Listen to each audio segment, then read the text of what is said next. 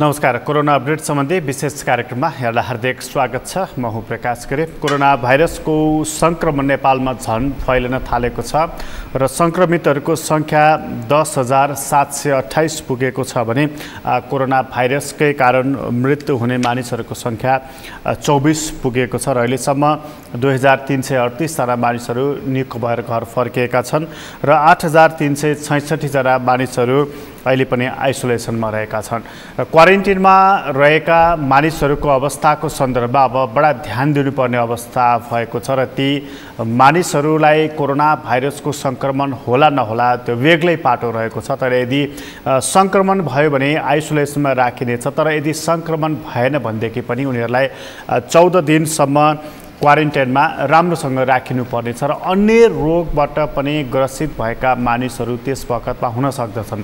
त्यस्ता मानिसहरूको बेलैमा ध्यान पुर्याउन सकिएन भने उनीहरूको अकालमा निधन पनि हुन सक्छ। अहिले राजु सदाको कुरा र भिडियो पनि सार्वजनिक भएको छ र जसले गर्दाखेरि नेपालमा कुन हदसम्मको लापरवाही भइरहेको छ क्वारेन्टिनमा भन्ने कुराको एउटा उदाहरणको रूपमा त्यही प्रस्तुत भएको छ र जसको बारेमा हामीले लाजले शिर निहुराउनु पर्नेछ। जहाँ कोरोना भाइरससँग हामी लडिरहेका छौँ, भाइरसलाई परास्त गर्दैछौँ भनेर भनिरहँदाखेरि राजु सदाको पीडा जुन हामी देख्यौँ त्यो भिडियोमा त्यसले सबैलाई, यो सभ्य समाजलाई नै लज्जित बनाइदिएको छ। एउटा जीवन जल समेत नपाउँदाखेरि पेट दुखेको मानिसको मृत्यु हुनुपर्नेको सानचुने विषय होइन। त्यसैले कोरोना भनेर कोरोनातर्फ मात्र होइन, अन्य रोगबाट ग्रसित भएका मानिसहरूलाई पनि हामीले ध्यान दिनुपर्दछ र अहिले अस्पतालहरूको अवस्थालाई हेर्ने हो भनेदेखि पनि त्यहाँ केवल कोरोना भाइरसबाट संक्रमित भएका मानिसहरू पनि छैनन्। यत्रो लामो समय भयो यसमा,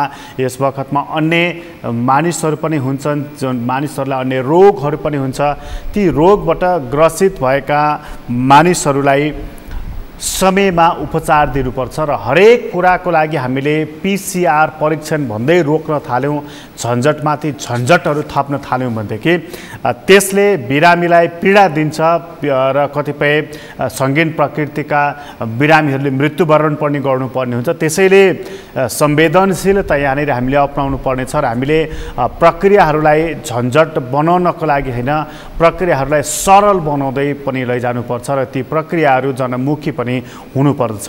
त्यस्तो भएन भनेदेखि अहिले नेपालको अस्पतालहरूमा जुन समस्या देखिएको छ, सामान्य ज्वरो आएको मानिसलाई पनि PCR परीक्षण गर्ने अथवा अन्य रोगको उपचार गर्नको लागि पनि PCR परीक्षण गर्ने, यस्ता खालका कुराहरूलाई बिस्तारै सरलीकृत गर्दै लैजानु पर्दछ। अन्यथा क्वारेन्टिनमै अहिले रहेका 78,639 जना मानिसहरू जो रहेका छन् उनीहरूलाई पनि अप्ठ्यारो पर्न सक्छ र उनीहरूको हामीले बेलैमा परीक्षण गरेनौँ, उनीहरूको अवस्थाको बारेमा बेलैमा हामीले बुझेनौँ भनेदेखि अन्य समस्याहरू पनि आउन सक्नेछन्। त्यसैले अहिले 10,728 जुन संक्रमितको संख्या देखिएको छ र वाती यो जुन संख्या बढिरहेको छ, यो संख्यालाई हामीले ख्याल गर्नुपर्दछ। यही बेलामा अर्थात् यो माघको 9 गते एकजना संक्रमित भएको स्थितिलाई र आजको मितिमा 10,728 जना संक्रमित भएको मितिलाई हामीले हेरौँ र यही तौरमा भारत, ब्राजिल, युरोपका मुलुकहरू, अमेरिका, चीनमा कति संक्रमित भएका थिए भनेर हेर्ने हो भनेदेखि हामी कहाँ संक्रमणको संख्या बढिरहेको छ, यो तथ्यलाई हामीले भुल्न हुँदैन। यो तथ्य नभुल्दाखेरि अब कसरी यसलाई नियन्त्रण गर्ने भन्नेतर्फ हामी लाग्नुपर्छ र हामीले यो नियन्त्रणको दिशातर्फ जानै पर्ने हुन्छ र व्यक्ति स्वयं पनि यहाँनिर सचेत हुनुपर्छ। बजार पसलहरू खोल्ने आदि इत्यादि छँदैछन्, तर व्यक्ति जाँदाखेरि त्यो बजार पसलमा भिड कतिको गर्ने, आफू कसरी जोगिने, आफ्नो कारणबाट अरू सङ्क्रमित नहुन् र अरूको कारणबाट आफू सङ्क्रमित नहुन् भनेर सजगता अपनाउनुपर्छ। तर त्यो सजगता हामी अपनाइरहेका छैनौँ, जसले हामीलाई अप्ठ्यारोमा पार्न सक्छ। सरकारले एउटा सन्देश दिएको छ तर पालना त हामीले गर्नुपर्छ र त्यसलाई पालना भएन भने सरकारले बलपूर्वक नियमको पालना गराउनु पर्ने तहमा पुग्नुपर्ने हुन्छ। त्यसैले हामी पहिले सचेत हुन जरुरी रहेको छ। हामी यो कोरोना भाइरसको अपडेटको बारेमा कुराकानी गरिरहेका छौँ। फेरि पनि संक्रमण बढिरहेको छ र संक्रमण बढेको खबरले चिन्तित बनाइरहेको छ र त्यो चिन्तितताका तर्फ छ त्यसलाई नियन्त्रण कसरी गर्ने भन्ने कुरा चाहिँ चिन्ता होइन चिन्तन गर्नुपर्ने बेलामा हामी पुगेका छौँ र हामी एकछिन पाल्पातर्फ लाग्नेछौँ। पाल्पामा 93 जना मानिसहरू सङ्क्रमित भएको भनेर खबर आएको छ र यो सङ्क्रमण कसरी भएको छ र त्यसको व्यवस्थापन कसरी हुँदैछ हामी कुराकानी गर्नेछौँ सहकर्मी किरण कौशलसँग। किरणजी, हजुर प्रकाशजी, फेरि पनि त्यहाँ ठुलो सङ्ख्यामा मानिसहरू सङ्क्रमित भएको खबर आएको छ र कति मानिसहरू सङ्क्रमित हुनुभएको हो र उहाँहरूलाई अहिले कहाँ राखिएको छ? प्रकाशजी, अघि नै यहाँले भने जस्तै 93 जना मात्रै होइन, पाल्पामा आज 121 जना कोरोना सङ्क्रमणको पुष्टि भएको छ। 93 जना चाहिँ भरतपुर कोडिप अस्पतालमा र प्रदेश जनस्वास्थ्य निर्देशनालयको प्रदेश नम्बर 5 र केन्द्रीय जनस्वास्थ्य प्रयोगशाला काठमाडौँमा गरिएको परीक्षणमा थप 28 जना गरी आज मात्रै पाल्पामा 121 जना कोरोना सङ्क्रमणको पुष्टि भएको हो।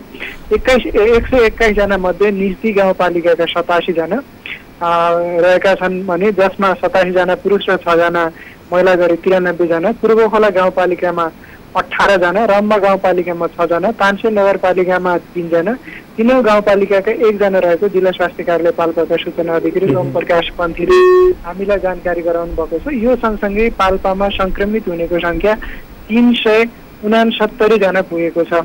यस अगाडि रामपुर नगरपालिकामा 16 जना, गौनासकालीमा 28 जना, पूर्वखोलामा 129 जना, मातागढी गाउँपालिकामा 27, रैनादेवी छहरा गाउँपालिकामा 20 जना, रम्बा गाउँपालिकामा 16 जना, रिब्दीकोट गाउँपालिकामा 4 जना, निस्ती गाउँपालिकामा 2 जना, तीनौं गाउँपालिकामा 3 जना सङ्क्रमित भएका थिए। त्यो बाहेक पाल्पाभन्दा बाहिर गुल्मीबाट र अर्घाखाँचीबाट उपचारका क्रममा लुम्बिनी मेडिकल कलेज प्रवासमा आएका 3 जनाको पनि पाल्पाबाटै नै सङ्क्रमणको पुष्टि भएको थियो। खास गरी अहिलेसम्म पाल्पाको अवस्था हेर्नुपर्दा 7 जना उपचार पश्चात वा कोरोना निको भएर घर फर्किएका छन् भने आज 2 जना चाहिँ घर फर्किने कुरा जिल्ला स्वास्थ्य कार्यालयले जनाएको छ। प्रकाशजी, यहाँलाई जानकारी गराउँ, खास गरी आइसोलेसन व्यवस्थापनमा चाहिँ अहिले सङ्ख्या बढिसकेर आइसकेपछि गाउँपालिका र नगरपालिकाहरूलाई निकै हम्मे परेको छ। जस्तै रैनादेवी छहरा, पूर्वखोला, निस्ती गाउँपालिका भनेको पाल्पाका अलि विकट गाउँपालिकाहरू हुन्। यातायातको समस्या नभए तापनि अहिले वर्षात र बाढी पहिरोका कारणले त्यहाँ भएका सङ्क्रमितहरूलाई क्वारेन्टाइनबाट आइसोलेसन सेन्टरसम्म लिएर आउने वा तानसेनसम्म लिएर आउने अहिले समस्या देखिएको छ। यद्यपि पाल्पामा तानसेन नगरपालिका र यस आसपासका नगरपालिकाले तानसेन नर्सिङ स्कुलमा, त्यस्तै गरी तानसेनको वृद्ध आश्रममा आइसोलेसन निर्माण गरिएको थियो भने त्यस्तै गरी रामपुरको शहीद बहुमुखी क्याम्पस, त्यस्तै गरी ताउको प्राथमिक जनस्वास्थ्य केन्द्र लगायत धेरै ठाउँमा आइसोलेसनको व्यवस्थापन गरिएको थियो। यद्यपि अहिलेसम्म त्यस्तो कोरोना सङ्क्रमण भएकाहरू अस्पतालमै आएर उपचार गराएको सङ्ख्या भने निकै कम छ। पाल्पामा लुम्बिनी मेडिकल कलेजलाई चाहिँ कोडिप हस्पिटलको रूपमा चाहिँ रूपान्तरण गर्न खोजिएको छ र त्यहाँ उपचारको व्यवस्था गरिएको छ र उपचारका लागि अहिलेसम्म त्यस्तो कुनै पनि मान्छे आइपुगेका छैनन् वा यहाँलाई जानकारी गराउँ, जो आइसोलेसनमा छन्, जसलाई कोरोना पुष्टि भएको छ, उनीहरूको स्वास्थ्य अवस्था हेर्दा पनि अहिले सामान्य नै देखिन्छ, त्यस्तो जटिल प्रकृतिको देखिँदैन। तर किरणजी, जस्तो यो जटिल प्रकृतिको नदेखिए पनि जस्तो अब आजै मात्र 121 जना थपिए र कुल 369 जना भए, यी सबैलाई आइसोलेसनमा पाल्पाले कसरी राख्छ? त्यसको क्षमता विस्तार गरिएको छ कि के छ? मैले प्रकाशजी अगाडि पनि भने जस्तै आइसोलेसनको व्यवस्थापन चाहिँ केही गाउँपालिका र नगरपालिकाहरूले संयुक्त रूपमा गरिरहेका थिए। जस्तै तानसेन क्षेत्रका र आसपासकाले तानसेनमा, माथागढी लगायतका क्षेत्रहरूले चाहिँ त्यही क्षेत्रमा, रामपुर क्षेत्रले त्यही क्षेत्रमा, खास गरी पूर्वखोला र निस्ती गाउँपालिकाले पनि आफ्नै क्षेत्रमा कुनै स्कुलहरूमा व्यवस्थापन गरिएको थियो। भनेपछि यिनीहरूले चाहिँ कति मानिसलाई राख्न सक्ने गरी आइसोलेसन कक्षहरू निर्माण गरेका छन् किरणजी? 700 जति राख्ने अनुमानका साथ आइसोलेसन कक्ष निर्माणको थालनी गरिएको थियो। अझै पनि क्वारेन्टाइनमा चाहिँ 1994 जना चाहिँ अहिले पनि मान्छे रहेका छन्। त्यो बाहेक अब कसैको अहिले पनि स्वाब पठाइएको छ, स्वाब सङ्कलन गरेर पठाइएको छ। अहिलेसम्म त धानेको छ प्रकाशजी, तर अब यो सङ्ख्या दिन प्रतिदिन बढ्दै जाँदा उनीहरूले कसरी व्यवस्थापन गर्ने वा अलि जटिल खालको भयो भने चाहिँ जस्तै गाउँ स्तरबाट वा नगरपालिका उपचारका लागि अस्पतालसम्म कसरी लिएर आउने भन्ने कुराको व्यवस्थापनमा चाहिँ कठिन भएको छ। यद्यपि पाल्पाको Lumbini medical college, United mission hospital, Rampur अस्पताल र पाल्पा अस्पतालमा चाहिँ कोभिडका बिरामीहरूको उपचार गर्नका लागि तयारी अवस्था राखिएको छ। तर अब ती बिरामी नै यहाँसम्म लिएर आउन चाहिँ सबैभन्दा ठुलो समस्या छ प्रकाशजी। खास गरी यहाँलाई जानकारी पनि गराउँ, जो कोरोना संक्रमित बिरामीहरू लिएर आउने एम्बुलेन्स चालकहरू वा एम्बुलेन्सहरू तिनीहरूको चाहिँ सुरक्षा व्यवस्था अलिक कमजोर देखिन्छ। त्यो बाहेक सार्वजनिक यातायातबाट लिएर आउने हो भने पनि ती सवारी साधन चलाउनेहरूको चाहिँ अवस्था पनि सुरक्षा अवस्था पनि कमजोर देखिन्छ। अनि किरणजी, जस्तो अब यो तपाईँले बडा संवेदनशील कुरा गर्नुभयो। एउटा त एम्बुलेन्स चालकहरूको सुरक्षाको कुरा भयो, अब बर्खा लागिसकेको छ, सडकको अवस्थाको कुरा पनि हुँदै होला यसमा। अर्को पनि पक्ष छ, जस्तो चाहिँ अब यो हामीले कोभिडको कुरा गऱ्यौँ होइन, कोरोना भाइरसको कुरा गऱ्यौँ, तर अब त यत्रो लामो समय भयो, मानिसलाई अन्य रोगहरू पनि छ, आकस्मिक रूपमा रोग लाग्ने मानिसहरू पनि हुन्छन्, अनेक हुन्छ, त त्यसको उपचार चाहिँ कसरी भइरहेको छ? जस्तो त्यहाँ सामान्य ज्वरो आयो भन्ने बित्तिकै त्यहाँ त PCR परीक्षण गर्नुपर्छ, आदि इत्यादि कुराहरू गरिन्छ, त्यसले के जटिलता थपिदिएको छ? जटिलता खासै प्रकाशजी अघि यहाँले भने जस्तै अन्य रोगका बिरामीहरूलाई पनि उपचारमा समस्या चाहिँ कोरोनाका कारणले जटिलता त थपि नै रहेको छ। खास गरी अब अस्पतालहरूले चाहिँ सामान्य खालका बिरामीहरूको भर्ना नलिने वा उनीहरूलाई चाहिँ सामान्य चेक जाँच गरेर मात्रै पठाउने स्थिति छ। तर यद्यपि अहिलेसम्म पाल्पामा त्यस्तो जटिल खालको रोग लागेर उपचार नपाएको भन्ने कुराको हामीलाई जानकारी प्राप्त भएको छैन। तर यी कोरोना संक्रमितहरूलाई नै अब आइसोलेसन सेन्टरसम्म लिएर आउने वा हस्पिटलसम्म लिएर आउने चाहिँ सबैभन्दा ठुलो चुनौती देखिएको छ। किनभने यातायात व्यवसायहरू वा चालकहरू के भन्छन् भने हाम्रो सुरक्षा भयो भने हामी लिएर आउँछौँ। जस्तै यी सबै मान्छे चाहिँ क्वारेन्टाइनमा लिएर गएका मान्छेहरू अहिले भटाभट कोरोना संक्रमित हुँदाखेरि चाहिँ ती चालकहरू, ती सवारी धनीहरू पनि अहिले त्रसित छन्। किनभने कतै हामीलाई पनि लाग्यो कि भन्ने छ। फेरि अहिले राज्यको यहाँलाई थाहा नै छ, राज्यको नीति चाहिँ सबभन्दा पहिला क्वारेन्टाइनमा रहेको मान्छेलाई जाँच, क्वारेन्टाइन पश्चात चाहिँ उनीहरूको कन्ट्याक्ट ट्रेसिङमा रहेको मान्छेलाई जाँच। त्यो बाहेक समुदाय लेभलको मान्छेको जाँच गर्ने कुरा त अहिलेसम्म भएको छैन, वा समुदाय लेभलको परीक्षणको दायरा त सरकारले अहिलेसम्म फराकिलो गरेको छैन। पाल्पामा यति धेरै जाँच हुनुको पछाडि त स्थानीय सरकारहरूले आफै स्वाब सङ्कलनका लागि सामग्री किने, किट किने, र यो किट किनिसकेपछि प्रदेश जनस्वास्थ्य निर्देशनालय भैरुवा 5 नम्बर प्रदेशकोले धान्न नसकेर उनीहरूले अहिले भरतपुर, काठमाडौँ पनि स्वाब पठाइरहेका छन्। यद्यपि जहाँ खाली छ त्यहाँ पठाइरहेका छन् होइन। पाल्पाको अवस्था हेर्दा चाहिँ अब यो क्वारेन्टाइनमा नै अलिक धेरै समस्या हो कि वा क्वारेन्टाइनमा 1-2 जनालाई सङ्क्रमण हुँदा यत्रो धेरैलाई फैलेको हो कि उनीहरू सबैजना उतैबाटै भारत वा तेस्रो मुलुकबाटै कोरोना सङ्क्रमित भएर आएका थिए भन्ने कुराको चाहिँ खोजी गर्नुपर्ने विषय चाहिँ गम्भीर बनेको छ। बाढी पहिरोले गर्दा अहिले पाल्पाको जनजीवन पनि अलिक प्रभावित छ। किरणजी तपाईँलाई धेरै धन्यवाद जानकारीको लागि। सहकर्मी किरण कौशल हुनुहुन्थ्यो, हामीलाई पाल्पाको बारेमा जानकारी गराउँदै हुनुहुन्थ्यो। र पाल्पामा अझै मात्र पनि 121 जना मानिसहरू सङ्क्रमित भएका छन् र अब कुल 369 जना मानिस पुगेका छन् र अझै पनि क्वारेन्टिनमा 1994 जना मानिस रहेका छन् र करिब 800 जना मानिसहरूलाई आइसोलेसनमा राख्न सकिने गरी त्यहाँ त्यसरी आइसोलेसन कक्षहरू निर्माण भइरहेको छ। र यो मतलब यसरी छिटो र धेरै मात्रामा कोरोनाबाट सङ्क्रमितहरूको सङ्ख्या देखिएपछि यसलाई कसरी व्यवस्थापन गर्ने भन्ने स्थानीय तहलाई एउटा चुनौती पनि थपिएको छ। यो पाल्पाको खबर थियो। पाल्पापछि हामी एकछिन म्याग्दीतर्फ लाग्नेछौँ। म्याग्दीमा हाम्रा सहकर्मी सन्तोष गौतम हुनुहुन्छ। सन्तोषजी। हजुर प्रकाशजी। म्याग्दीमा पनि सङ्क्रमितको सङ्ख्या थपिएको भनेर कुरा आएको छ। कतिजना थपिएको हो र उनीहरू कहाँबाट आएका मानिसहरू थिए? हजुर, म्याग्दीमा पनि आज यो पोखराको क्षयरोग केन्द्रमा स्थापना भएको र हेटौडामा स्थापना भएको यो प्रयोगशालाबाट परीक्षण PCR विधिबाट कोरोनाको परीक्षण गर्दाखेरि आज 6 जनामा चाहिँ कोरोना पुष्टि भएको यहाँको स्वास्थ्य कार्यालयले जनाएको छ। र ती सबै मानिसहरू 6 जनामध्ये 5 जना भारतबाट आएर क्वारेन्टिनमा बस्छ र 1 जना कुवेतबाट आएर क्वारेन्टिनमा बसेकी महिला हुन् 1 जना, 5 जना पुरुषहरू हुन्। उनीहरूमा 2 जना मङ्गला गाउँपालिकाका 4 जना र 2 जना बेनी नगरपालिकाका छन्। उनीहरूलाई न्यू वेस्टर्न आवासीय माविको क्वारेन्टिनमा राखिएको थियो र संक्रमण पुष्टि भएपछि उनीहरूलाई अहिले यो खुल्लामा स्थापना भएको आइसोलेसन कक्षमा सारिएको छ आज बिहान र म्याग्दीमा योसँगै कोरोना संक्रमितको संख्या 14 जना पुगेको छ र निको भएर घर जानेको संख्या 2 जना छ र अहिले 12 जना आइसोलेसनमा रहेका जनाइएको छ। अनि जस्तो अब यो 14 जना मध्ये 2 जना निको भएर घर फर्केका छन्, 12 जना अहिले आइसोलेसनमा रहेका छन्। अनि जस्तो यो क्वारेन्टिनमा चाहिँ कति मानिस छन् र उनीहरूको परीक्षण गर्न पर्ने कति मानिस बाँकी रहेका छन् सन्तोषजी? अहिलेसम्म म्याग्दीमा करिब 300 को हाराहारीमा यो पीसीआर विधिबाट कोरोनाको परीक्षण भएको छ र आइसोलेसन क्वारेन्टिनमा भएका मध्ये 35 जनाको चाहिँ अब तिनीहरूको रिपोर्ट आउन बाँकी छ। यो 35 जनाको रिपोर्ट अब रिपोर्ट आइसकेपछि मात्रै थाहा हुन्छ कि उनीहरूको के छ अवस्था भनेर। अनि जस्तो अब यो बाहिरबाट आउने मानिसहरूको सङ्ख्या भनौँ न, जस्तो भारतबाट र अघि तपाईँले कुवेतको पनि कुरा गर्नुभयो, अन्य मुलुकबाट पनि आइरहेका छन् मानिसहरू, यो ती मानिसहरू आउने क्रम चाहिँ कतिको छ? हजुर, यहाँ अब दैनिक 2-4 जनाको दरले आइरहेका छन् र अब काठमाडौँ भारतको सीमानाकामा आएकाहरूलाई पनि यहाँको प्रशासनसँग स्थानीय तहहरूले गाडीको व्यवस्थापन गर्दैछन्।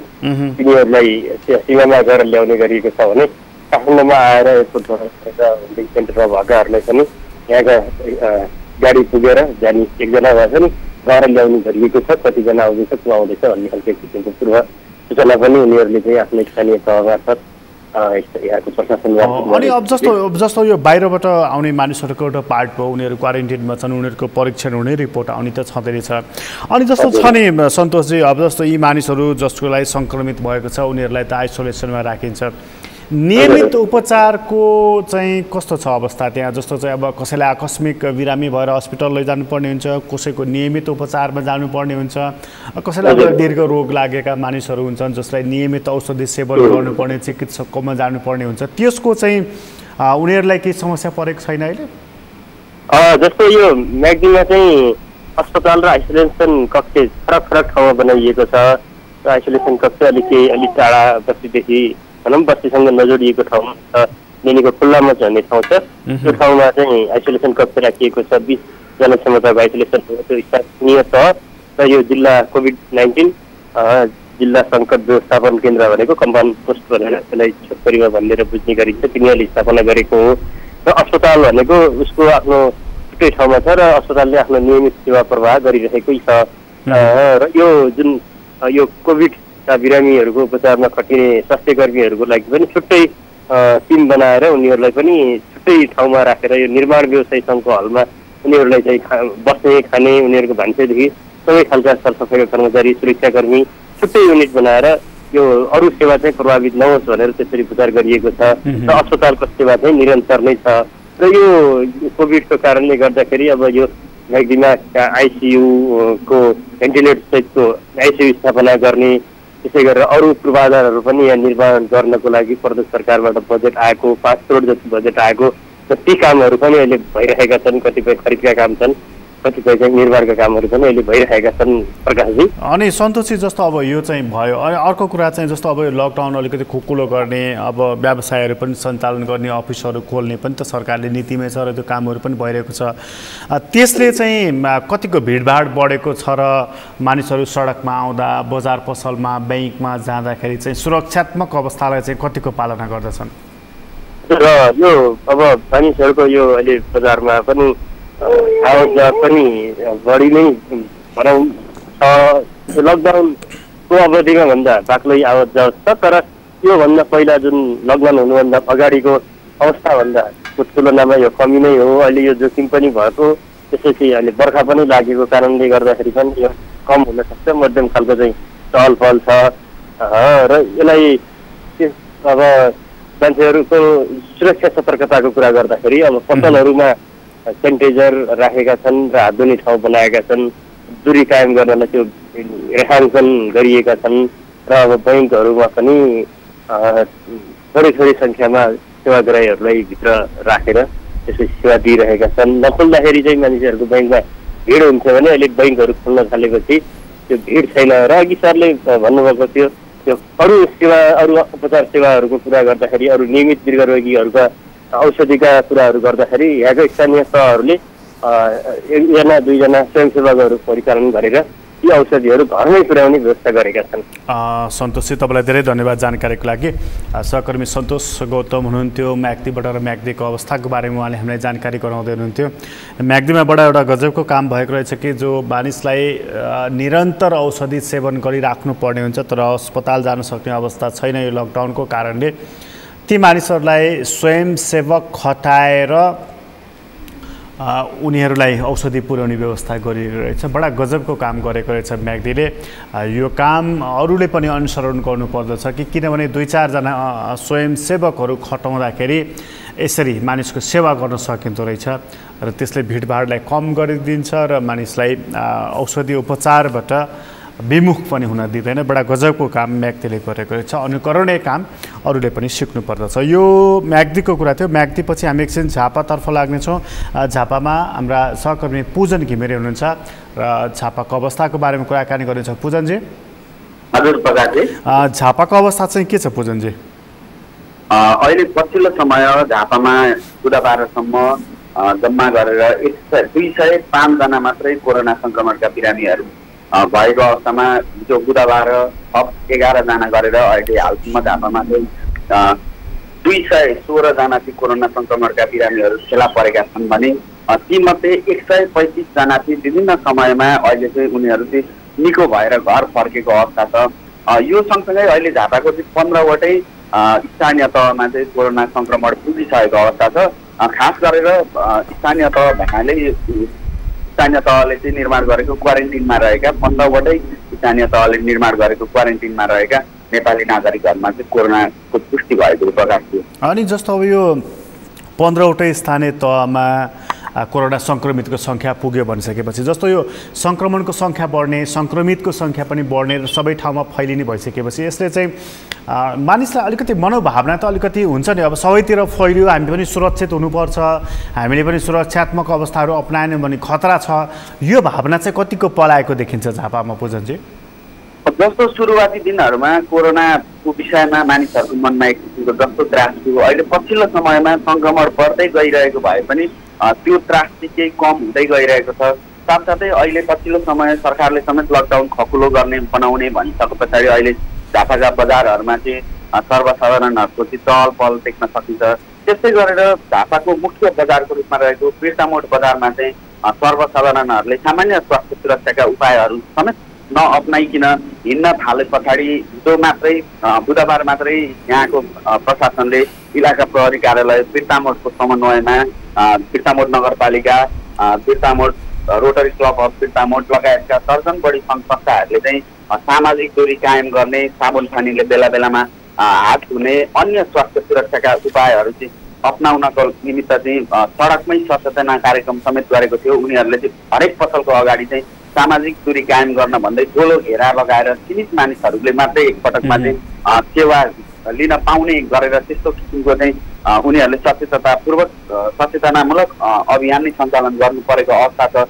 योबाट पनि के पुष्टि हुन्छ भने अहिले झापामा चाहिँ सबैतिर कोरोना संक्रमणको दर बढ्दै गए पनि सर्वसाधारणहरू चाहिँ त्यति धेरै सुरुको दिनमा जस्तो सुरक्षित अवस्थामा छैनन्। अहिले मानिसहरू चाहिँ हामीले भन्नै पर्छ केही खेलाची नै गर्न थालिरहेका छन् अहिले सर्वसाधारण। जस्तो अनि अर्को छ नि पूजनजी, जस्तो अब यो सङ्क्रमण बढिरहेको छ अनि मानिसहरूमा अलिकति डर पनि घटिरहेको छ किनभने यस्तै रहेछ भन्ने सायद परेर पनि हुनसक्छ। अनि जस्तो क्वारेन्टिनमा बस्ने मानिसहरू कति छन्, उनीहरूको परीक्षण चाहिँ को रिपोर्ट कति आउन बाँकी छ? जस्तो अहिले झापाका विभिन्न 15 स्थानीय तहले निर्माण गरेको क्वारेन्टिनमा लगभग 900 भन्दा बढी मानिसहरू छन् जो चाहिँ भारतबाट केही समय अगाडि मात्रै नेपाल आएका हुन्। उनीहरू क्वारेन्टिन र होम क्वारेन्टिनमा गरेर 900 भन्दा बढी नागरिकहरू चाहिँ अहिले त्यो अवस्थामा छन्। तीमध्ये अहिले नयाँ थपिनेहरूको चाहिँ जुन 1 नम्बर प्रदेशको विराटनगर कोभिड अस्पताल तथा प्रादेशिक क्षेत्रीय प्रयोगशाला र धरानी स्थित कृति कोइराला स्वास्थ्य विज्ञान प्रतिष्ठानमा चाहिँ उनीहरूको चाहिँ कोरोनाको चाहिँ परीक्षण गर्दै आइरहेको अवस्था छ।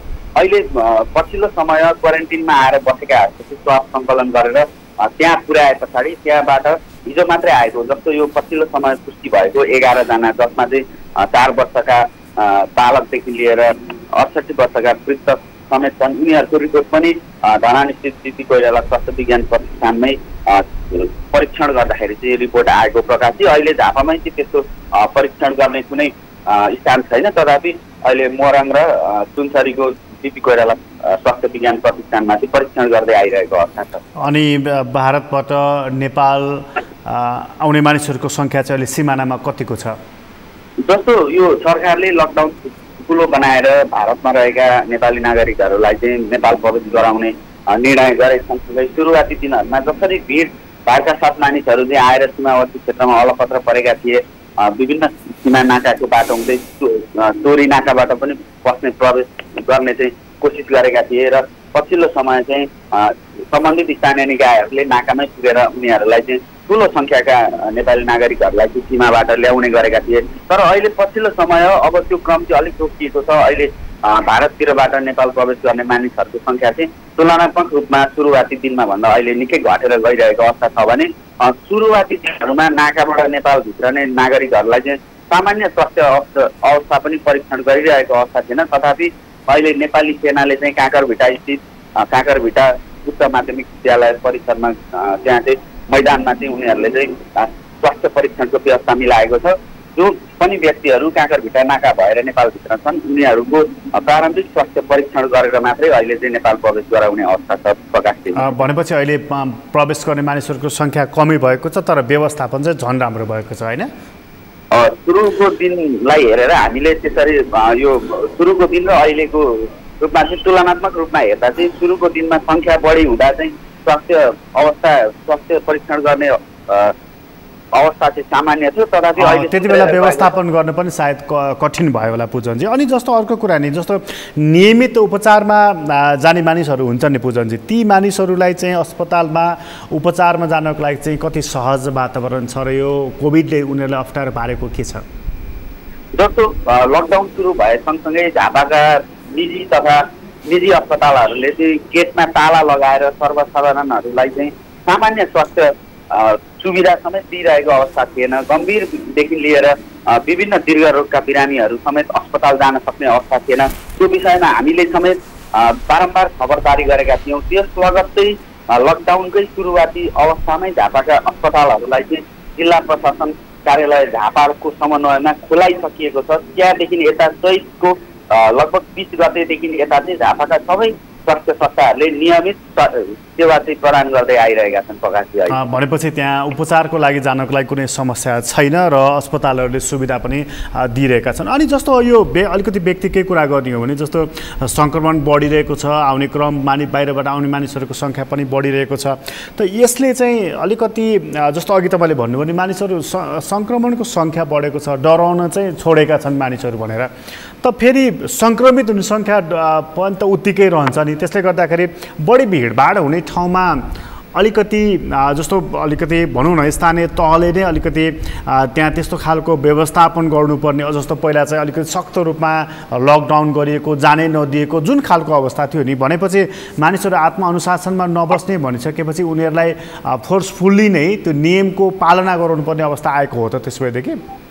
प्रकाशजी यसलाई हामीले यसरी लिन सकिन्छ। जस्तो यो लकडाउनको समय लम्बिँदै गए पनि बजार क्षेत्रमा चाहिँ विभिन्न पेसा व्यवसाय गर्ने व्यक्तिहरूको चाहिँ पेसा व्यवसाय चाहिँ धराशयी बन्ने अवस्थामा पनि पुगेर एउटा उनीहरूको बाध्यतावश उनीहरू त्यो आफूले सञ्चालन गर्दै आएको पेसा व्यवसाय चाहिँ सञ्चालन गर्न थालेका हुन्। त्यो सँगसँगै लकडाउन भए पनि अहिले सबै देशै पुरै ठप्प भए पनि स्थानीय स्तरमा सञ्चालित विभिन्न ब्याङ्क तथा वित्तीय संस्थाहरूले चाहिँ सावा ब्याज त्यसको चाहिँ भाका नाग्यो भन्दै उनीहरूलाई तागेता गर्नेदेखि लिएर अन्य व्यक्तिगत हिसाबले लिएका ऋणहरू पनि साहुहरूले तागेता गर्ने लगायतका विभिन्न पक्षहरूले चाहिँ बजारमा व्यवसायी तथा सर्वसाधारणको भिड गराएको हो कि भनेर हामीले आकलन गर्न सक्छौँ। साथसाथै यो सँगसँगै मानिसहरूमा अब आज जे होला भन्ने एउटा परिस्थिति आएर यसले पनि यो भिड बढाउनलाई थोरै काम गरेको हामीले बुझ्न सक्छौँ। प्रकाश पूजनजी तपाईँलाई धेरै धन्यवाद जानकारीको लागि। सहकर्मी पूजन घिमिरे हुनुहुन्थ्यो झापाबाट र झापाको अवस्थाको बारेमा उहाँले हामीलाई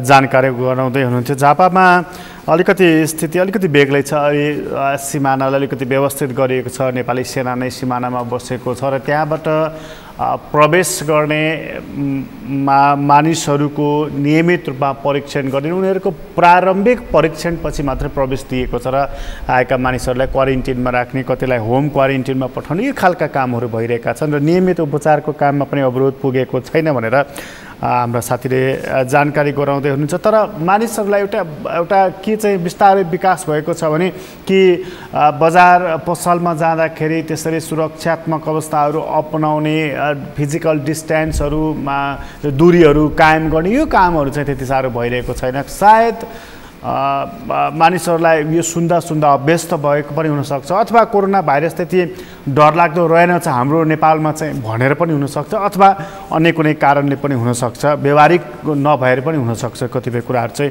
सम्भव नभएर पनि हुनसक्छ। सानो गल्लीमा कता फिजिकल डिस्टेन्स मेन्टेन गर्ने, कता हिँड्ने, यो खालको कुराहरूले पनि हुनसक्छ। हाम्रा पूर्वाधारहरू, भौतिक संरचनाहरू पनि त्यस्तै प्रकारका छन्, त्यो पनि असर हुनसक्छ।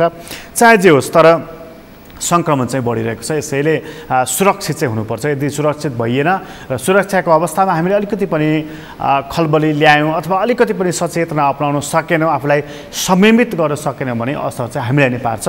त्यसतर्फ चाहिँ सचेत हुनैपर्छ। हामी एकछिन स्याङ्जातर्फ लाग्नेछौँ अब झापाबाट, र स्याङ्जामा सहकर्मी श्रीकृष्ण सिग्देल हुनुहुन्छ। श्रीकृष्णजी, हजुर, जस्तो स्याङ्जामा कोरोना भाइरसबाट एकजना व्यक्तिको निधन भएको भनेर हामीले खबर सुनेका छौँ, कति सत्य हो? प्रकाशजी, स्याङ्जामा गए राति मात्रै एकजना आदिखोला गाउँपालिका वडा नम्बर 1 सिरुबारी 55 वर्षीय को यो कोरोना सङ्क्रमणबाट निधन भएको भन्ने जानकारी हामीले पनि यो भर्खरै पोखरा स्थित यो स्वास्थ्य निर्देशनालयले जानकारी दिएको छ। र उहाँको निधन भएसँगै स्याङ्जामा कोरोना सङ्क्रमणबाट निधन हुनेको संख्या चाहिँ अहिले 2 जना पुगेको छ प्रकाशजी। अनि जस्तो उहाँ जस्तो उमेर त 55 वर्ष रहेछ, उहाँको चाहिँ के छ हिस्ट्री, के छ? उहाँ जस्तो कहाँबाट आउनुभएको, के थियो, उहाँलाई अरू केही रोग थियो कि के रहेछ, केही जानकारी छ?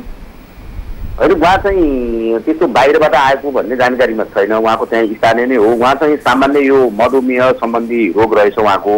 यसको उपचारका लागि उहाँ पोखरा जाने क्रममा फेवा सिटी हस्पिटलमा उहाँ भर्ना हुनुभएको रहेछ। भर्ना हुनुभन्दा अगाडि यो पिसिआर चाहिँ टेस्ट गर्ने जुनसुकै हस्पिटलको पनि यो प्रक्रिया भएको कारणले उहाँमा चाहिँ अलिकति यो कोरोना सङ्क्रमण देखिसकेपछि उहाँलाई थप आइसोलेसनमा राखेर उपचार गर्ने क्रममा नै उहाँको निधन भएको भन्ने जानकारी चाहिँ हामीले पाएका छौँ। जस्तो उहाँलाई अब यो मधुमेह भनेको सुगरको रोग रहेछ भन्ने कुरा त बुझ्यो, तर अब जस्तो उहाँ कहीँ पनि जानुभएको छैन, तर उहाँलाई कोरोनाको सङ्क्रमण भयो भनेपछि कि उहाँको घरमा भयो अथवा अस्पतालमा जाने क्रममा उहाँको अथवा अस्पतालमै उहाँ सङ्क्रमित हुनुभयो भन्ने कुरा त यसले देखाउँछ।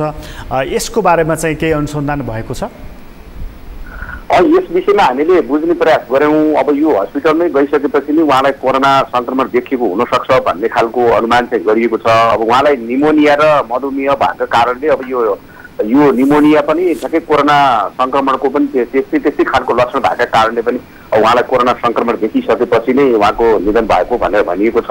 तर उहाँको थप उपचारका लागि पोखरा जाने क्रममा र हस्पिटलमै भर्ना भइसकेपछि नै हस्पिटलमै देखिएको हुनसक्ने चाहिँ अनुमान गरिएको छ प्रकाश अहिलेसम्म। अनि जस्तो त्यो हस्पिटलमा अहिले परीक्षण गरिएको छ कि छैन? जस्तो कतिपय स्थलमा के गरिन्छ भने यसरी आशंका गरिसकेपछि त्यो ठाउँलाई सिल गर्ने, परीक्षण गर्ने, यस्तो कामहरू गरिन्छ। त्यहाँ चाहिँ के छ स्थिति? यो पोखरामा भने मैले चाहिँ बुझ्ने प्रयास चाहिँ गरिरहेको छु, तर चाहिँ त्यसको ठ्याक्कै त्यहाँ त्यो हस्पिटलमा के गरिएछ भनेर त्यो जानकारी भने हामीले पाएका छैनौँ प्रकाश। अनि जस्तो उहाँ बिरामी भएर जुन अस्पताल जानुभयो नि श्रीकृष्णजी, त्योभन्दा अगाडि त उहाँ घरमै हुनुहुन्थ्यो, घरमा चाहिँ कि उहाँ घरमै सङ्क्रमित भएको हुनु पर्यो त? घरको मानिसहरूको अवस्था चाहिँ के छ? उहाँहरूको परीक्षण गरिएको छ? यो अब उहाँको निधन यो कोरोना सङ्क्रमणबाट निधन भइसकेपछि अब घरका परिवारहरूको पनि पिसिआर लिने भन्ने खालको चाहिँ आएको छ। अब यो अहिले तत्कालै अहिले पिसिआर लिने क्रम त भएको छैन होइन। अब यो आज नै उहाँहरूका पिसिआर लिइसकेपछि अरू थप रिपोर्ट के आउँछ त्यसपछि मात्रै जानकारी आउँछ भन्ने भर्खरै हामीलाई चाहिँ यो जिल्ला स्वास्थ्य कार्यालयले हामीलाई जानकारी दिएको छ। अनि अहिले जस्तो अब यो जस्तो उहाँको मृत्यु भयो यही कोरोना भाइरसको कारणले, उहाँलाई कोरोना सङ्क्रमण रहेछ भन्ने कुरा, यो खबरले चाहिँ जस्तो तपाईँले जुन यो आदिखोला गाउँपालिकाको जुन कुरा गर्नुभयो नि, अब यो खबरले चाहिँ स्याङ्जामा चाहिँ कस्तो तरङ्ग ल्याएको छ त? कसरी अब भनौँ न 2 जनाको मृत्यु भइसक्यो कोरोना भाइरसकै कारणले, हामी थप सचेत हुनुपर्ने रहेछ भनेर अब त्यसलाई सुरक्षात्मक अवस्थाहरू कसरी अपनाउने, कसरी सचेत रहने, अब के नयाँ रणनीति त बनाउनु पर्ला नि त? के तयारी हुँदैछ त्यहाँ? हो, अब यो स्याङ्जामा कोरोना संक्रमणबाट 2 जनाको निधन भइसकेपछि अब आज मात्रै पनि 1 जनाको निधन भइसकेपछि स्याङ्जामा अब केही त्रास फैलिनु स्वाभाविकै हो। तर अहिलेसम्मको जुन जिल्ला प्रशासन कार्यालय स्याङ्जा, जिल्ला प्रहरी कार्यालय स्याङ्जा र यहाँका स्थानीय तहले जे खालको भूमिकाहरू देखा परेका छन्, अब यी भूमिकामै रहेर नै यो उच्च सतर्कता अपनाउने नै विधि अपनाइएला जस्तो लाग्छ मलाई। किनभने हिजोका दिनमा पनि अब वालिङ नगरपालिका वार्ड नम्बर 3 को निवासी भारतबाट आएका चाहिँ नागरिक निधन भइसकेपछि पनि त्यो वार्ड नम्बर 3 मै त्यो नागरिक नपुगिसकेका कारणले पनि खासै वालिङ नगरपालिकालाई सिल गर्ने अवस्था चाहिँ देखिएन। तर अरुण चौबारी गाउँपालिकामा समुदायमा देखिएपछि जुन खालले त्यो वडालाई मात्र सिल गरिएको छ, यही आदिखोला गाउँपालिकाको पनि त्यही जुन अहिले जो व्यक्ति कोरोना संक्रमणबाट निधन भएको छ उहाँको त्यो वडा पनि चाहिँ सिल गरिएको छ।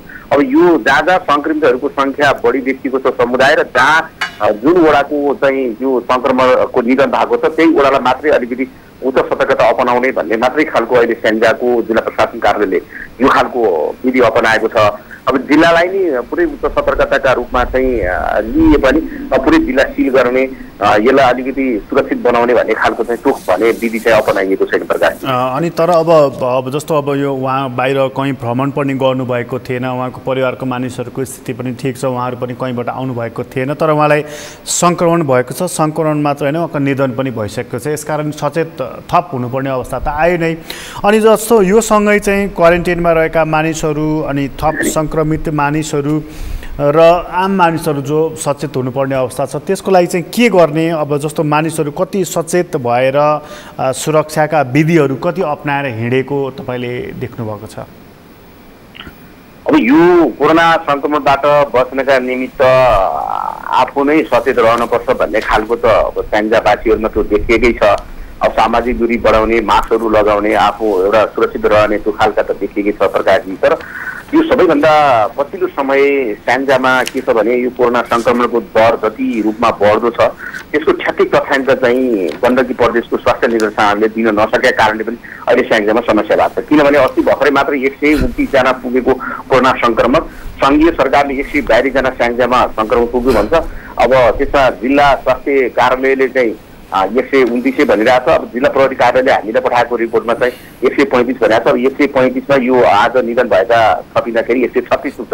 यसको विश्वासिता पनि अलिक पछिल्लो समय चाहिँ अलिकति अप्ठ्यारो छ। हिजो मात्रै हामीले यो किन स्याङ्जामा कोरोना संक्रमणको संख्या तलमाथि हुन पुग्यो भनेर हामीले सिडिओ साहबसँग पनि हामीले सोधेका थियौँ। यो समस्या चाहिँ के रहेछ भने गण्डकी प्रदेशको स्वास्थ्य निर्देशन जहाँ प्रयोगशाला छ त्यो प्रयोगशालामा गण्डकी प्रदेशका आउने जति पनि स्वाबहरू छन् त्यो स्वाबको परीक्षण रिपोर्ट चाहिँ आउन ढिला भइसकेपछि केही पालिकाहरूले कहिले चितवन पठाउने, कहिले काठमाडौँ पठाउने त्यो खालको कारणले पनि अब त्यो सबै रिपोर्टहरू एकै ठाउँमा आइ नपुग्दा र ती रिपोर्टहरू पालिकालाई नै पठाइदिने कारणले पनि स्याङ्जाको तथ्याङ्कमा अलिकति यो उल्टो पाल्टो भनौँ न अब तलमाथि भएको देखिएको छ। तर स्याङ्जामा आजकै दिनमा यहाँले सोधै नै गरेर चाहिँ आम दर्शकमा हामी सगरमाथा टेलिभिजनबाट बोलिरहँदा स्याङ्जामा कति सङ्क्रमित भए भन्ने खालको ठ्याक्कै डाटा चाहिँ आइपुगेका चाहिँ छैन। यो समस्या चाहिँ एकदमै तत्काल रूपमा आइरहेको छ। र क्वारेन्टिनमा बसेकाहरूको समस्या त पछिल्लो समय त्यति धेरै ठुलो आएको छैन। तर क्वारेन्टिनमा बसेकाहरूको पिसिआर रिपोर्ट छिटो आइदिए हुन्थ्यो, हामीलाई सङ्क्रमण देखिए हामी आइसोलेसनमा जान सक्थ्यौँ। अब नेगेटिभ देखियो भने हामी चाहिँ घर जान सक्थ्यौँ भन्ने खालका चाहिँ ती कुराहरू त आइ नै रहेका छन्। यसमा अलिकति जिल्ला प्रशासन कार्यालय स्याङ्जाका सिडिओ साहबले हामी अलिकति तदारुकका साथ हामी लागेका छौँ भनेर भन्नुभएको छ। यही परिस्थिति छ स्याङ्जामा प्रकाश। श्री कृष्णजी तपाईँलाई धेरै धन्यवाद जानकारीको लागि। सहकर्मी श्री कृष्ण सिक्देल हुनुहुन्थ्यो, स्याङ्जाको बारेमा जानकारी गराउँदै हुनुहुन्थ्यो। आज मात्र पनि एकजनाको त्यहाँ निधन भएको छ र यसपछि थप सतर्कता अपनाउने अवस्थामा स्याङ्जा पुगेको छ। अलिकति विश्वव्यापी रूपमा हेर्ने हो भने कोरोना भाइरसबाट यो 24 घण्टामा अमेरिकामा 8 जना मानिसको मृत्यु भएको छ भने ब्राजिलमा सबैभन्दा धेरै यो 24 घण्टामा 1103 जना मानिसको मृत्यु भएको छ। रुसमा 154 जनाको, भारतमा 424 जनाको मृत्यु भएको छ, बेलायतमा 154 जनाको मृत्यु भएको छ। यस्तै पेरुमा 182 जनाको मृत्यु भएको छ भने चिलीमा 226 जनाको मृत्यु भएको छ। हामी भन्दैछौँ कि यो दक्षिण अमेरिकामा क्रमशः यो रोग सरिरहेको छ, जस्तो ब्राजिल, पेरु, चिली यी देशहरूमा अहिले बिस्तारै सङ्क्रमण फैलिएको र मृत्युको सङ्ख्या पनि बढिरहेको छ। यता एसियाली राष्ट्रको कुरा गर्दा इरानमा 133 जनाको यो 24 घण्टाको बिचमा मृत्यु भएको छ र अमेरिकासँगै सिमाना जोडिएको मेक्सिकोमा 793 जना मानिसको मृत्यु भएको छ। यस्तो खालको स्थिति देखिएको छ र साउदी अरेबियामा 41 जनाको मृत्यु भएको छ, बङ्गलादेशमा 37 जनाको मृत्यु भएको छ। यसरी यो 24 घण्टामा विश्वकै अलिकति ठुलो मात्रामा मृत्यु भएका मानिसहरूको सङ्ख्या हेर्दाखेरि देशहरू पर्दछन् र सङ्क्रमणको कुरा गर्दा अहिलेसम्म हाम्रो छिमेकी मुलुक भारतमा 14,907 जना मानिसहरू यो 24 घण्टाको बिचमा सङ्क्रमित भएका छन् र सङ्क्रमणको हिसाबले अमेरिका अहिले पनि माथि नै छ। त्यहाँ अहिले पनि यो 24 घण्टामा 38,386 जना मानिसहरू सङ्क्रमित भएका छन्।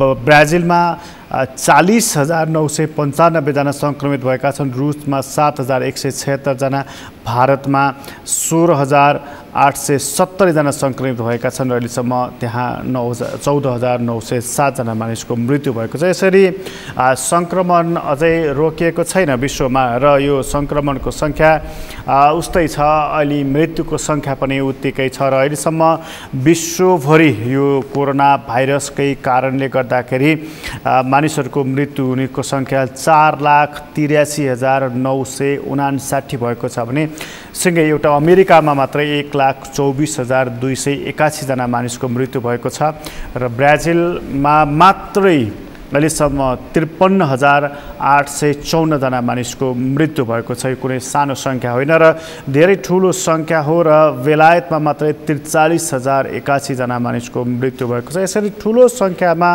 मानिसहरूको मृत्यु भएको छ र मेक्सिकोमा मात्रै 23,377 जना मानिसको मृत्यु भएको छ र फ्रान्समा 29,731 जनाको।